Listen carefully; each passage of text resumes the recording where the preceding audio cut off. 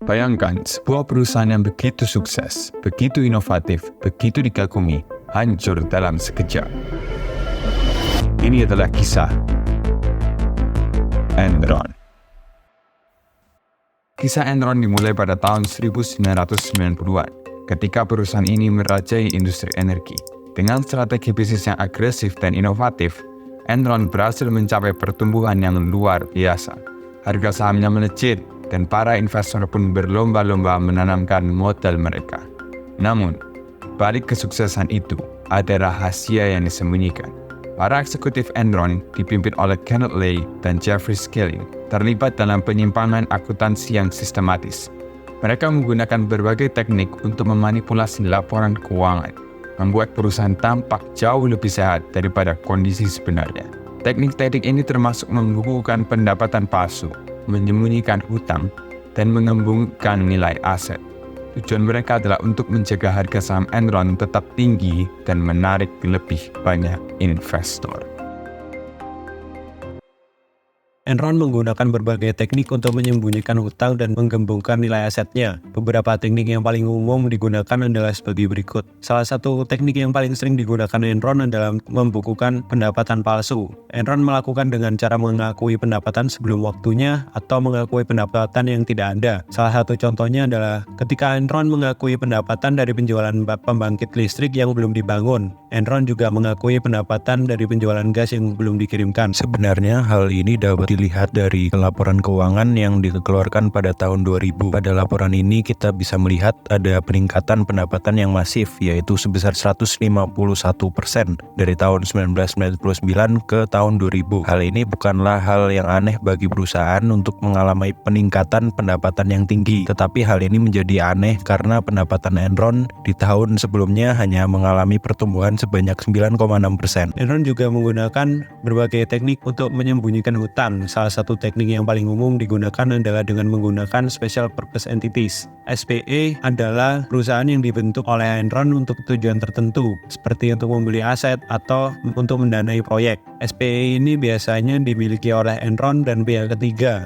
Enron menggunakan SPE untuk menyembunyikan hutang dengan cara memasukkan hutang perusahaan ke dalam SPE. Hal ini dilakukan agar hutang perusahaan tidak terlihat pada laporan keuangannya. Enron juga menggunakan teknik untuk menggembungkan nilai asetnya.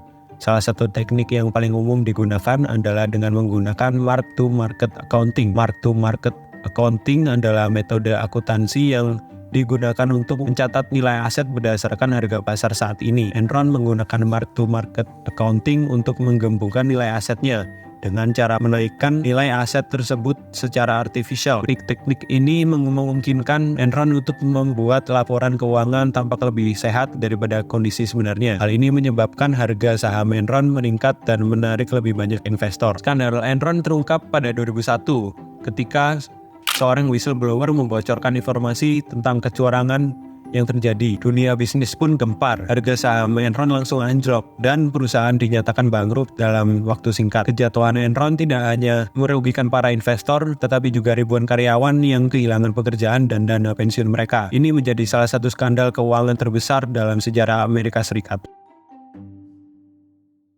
Kasus penyimpangan akuntansi seperti kasus Enron dapat menimbulkan dampak yang sangat merugikan bagi perusahaan, baik secara finansial maupun reputasi. Oleh karena itu, pemerintah dan perusahaan perlu bekerja sama untuk mencegah terjadinya penyimpangan akuntansi. Pemerintah dapat berperan dalam mencegah terjadinya penyimpangan akuntansi dengan mengeluarkan regulasi yang lebih ketat untuk mengawasi laporan keuangan perusahaan. Regulasi ini dapat mencakup hal berikut. Yang pertama, persyaratan yang lebih ketat untuk auditor independen. Yang kedua, peningkatan hukuman bagi pelaku penyimpangan akuntansi.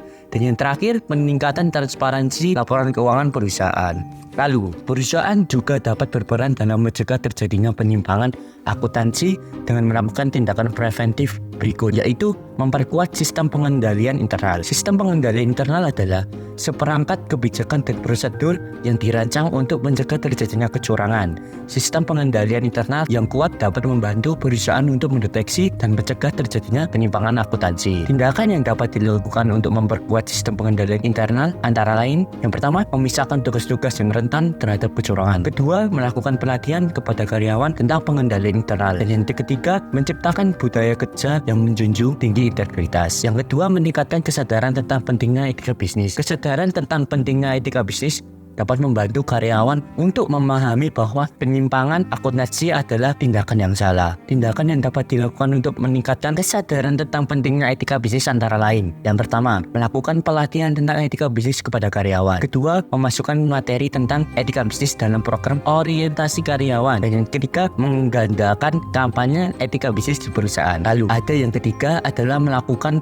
audit internal secara berkala. Audit internal sendiri adalah proses pemeriksaan laporan keuangan dan sistem pengendalian internal perusahaan oleh auditor internal. Audit internal dapat membantu perusahaan untuk mendeteksi adanya penyimpangan akuntansi. Tindakan yang dapat dilakukan untuk melakukan audit internal secara berkala antara lain, yang pertama, memiliki auditor internal yang kompeten dan berpengalaman. Kedua, menetapkan jadwal audit internal secara berkala. Dan yang ketiga, melakukan tindak lanjut atas audit internal. Nah, di kasus Enron menjadi pelajaran penting bagi dunia bisnis tentang bahaya keserakahan dan pentingnya integritas dalam praktik akuntansi. Skandal ini juga mendorong reformasi regulasi keuangan untuk mencegah terulangnya kejadian serupa. Kisah Enron adalah pengingat bahwa bahkan perusahaan yang paling sukses pun bisa runtuh jika dibangun di atas kebohongan dan kecurangan.